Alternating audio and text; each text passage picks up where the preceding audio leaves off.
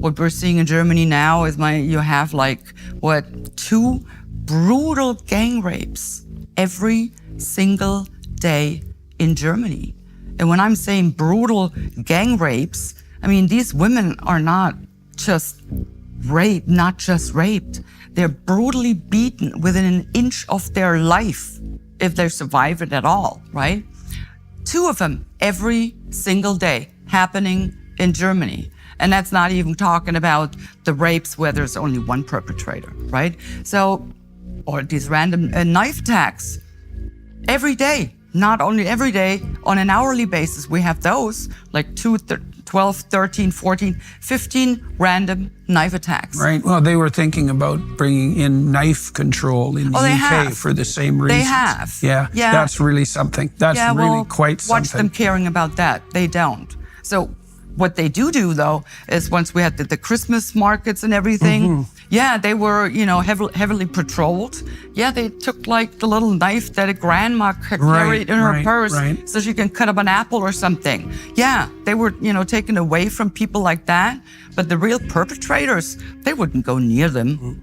Jordan Peterson and European Parliament member Christine Anderson dive into a raw, unfiltered conversation about the current state of Europe. Starting with the brutal violence happening daily in countries like Germany, they expose how leaders turn a blind eye to real perpetrators while targeting ordinary citizens. But that's just the beginning. What follows is a fierce critique of how democracy is being hollowed out, freedoms turned into privileges, and power concentrated in unelected bodies like the European Commission.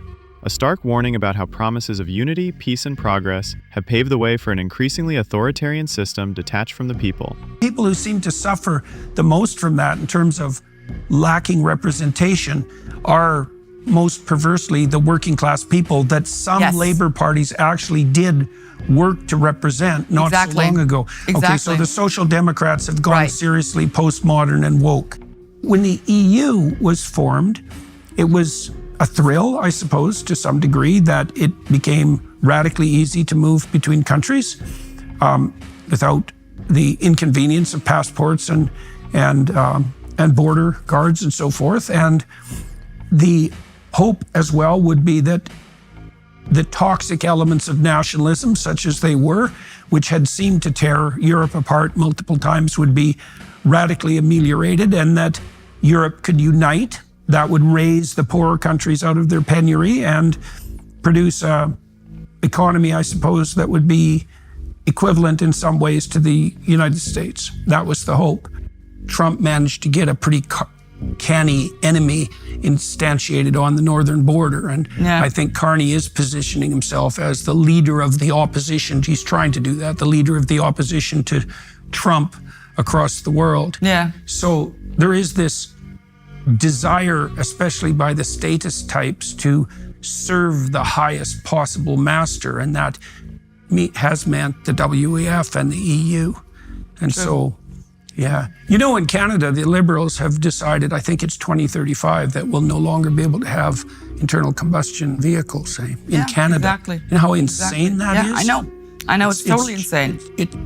What's the legislation in Germany? Is it? Oh, they're the EU is pushing forward with that. That's just, we're going to be seeing that. But this is the overall issue. And we are seeing that, like I said, in every single Western democracy.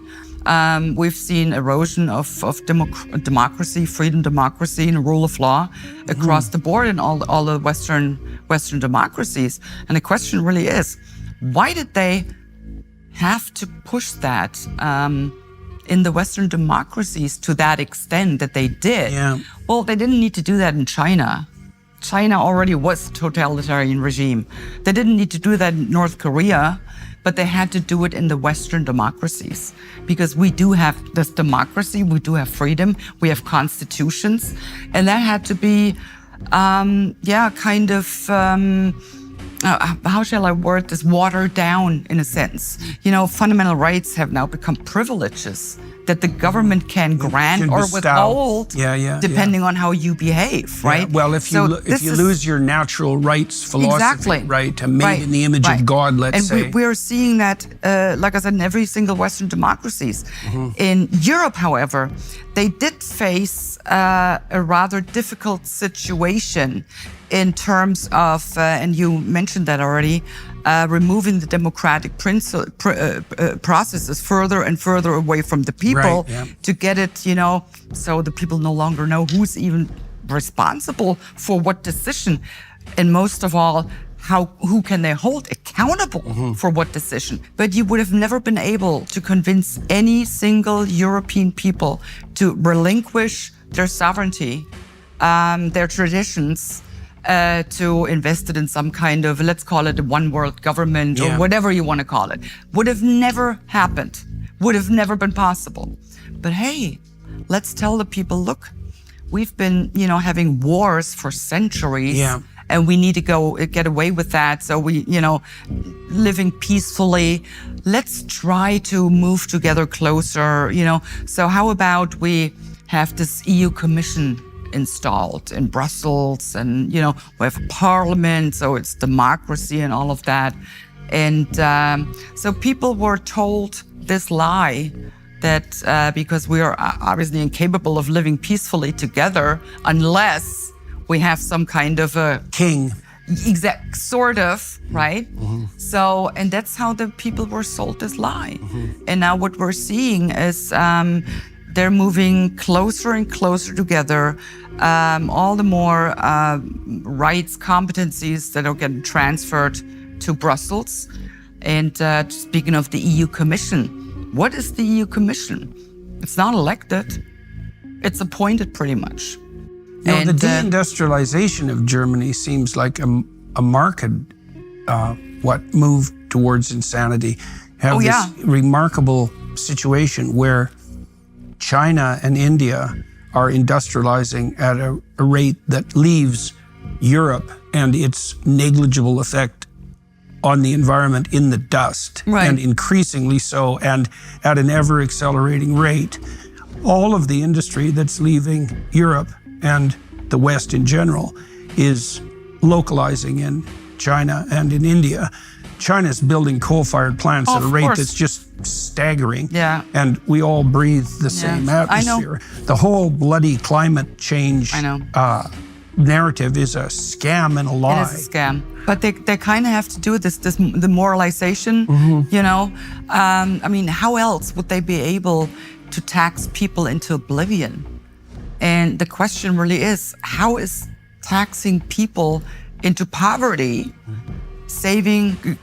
gonna save our planet? In this video, Jordan Peterson and Christine Anderson put into words things I had been feeling for a while but couldn't quite articulate.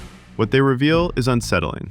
A Europe where rights are no longer guaranteed, where the real perpetrators go unpunished, and where power is shifting further away from the people. Personally, I finished watching with a mix of anger and clarity.